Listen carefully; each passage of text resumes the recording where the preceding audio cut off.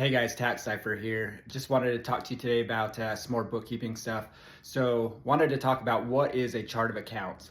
So a chart of accounts is when we're going in, we're doing your accounting work.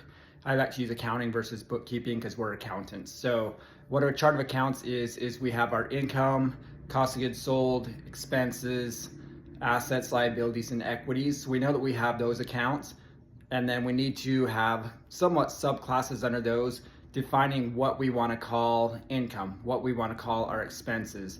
And so what we like to do is keep our chart of accounts really minimal. So for example, I got two receipts here. So let's say that I go and I buy some materials at Lowe's and I go and I buy some materials at Home Depot. We don't want to use Lowe's and Home Depot in our thing when we can just say, hey, these were small tools, or this was for repairs, so, or maybe supplies. And so we want to consistently use the same accounts in our accounting, but we do want to make sure that we keep that list pretty small. We don't want to have 2 pages of a profit and loss report because we have so many chart of accounts.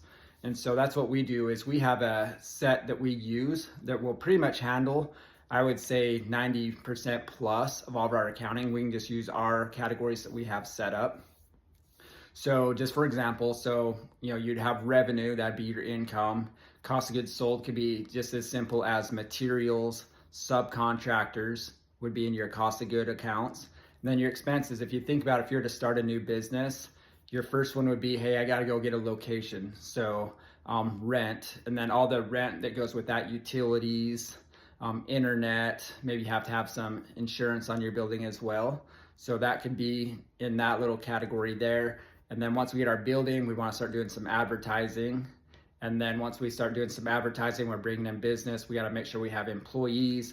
And so we start just going down our list, but we have a pretty simple chart of accounts that we use. Like I said, that is maybe, 30, maybe 50 at the most as far as chart of account categories, so that we keep it on our profit and loss and our balance sheet really clean and really simple, so that you can actually read and see what your numbers are telling you. So the idea is to keep that chart of accounts so that you can go through your register each month and you use those categories, which will then produce your profit and loss, balance sheet, statement of cash flows that we've talked about before. So what is a chart of accounts? It's basically just a listing of names for each of those categories that we need on our profit and loss and balance sheet. All right, if you have any questions, or if you're looking for a professional accounting team, you can always reach out to us as well. All right, thanks for watching.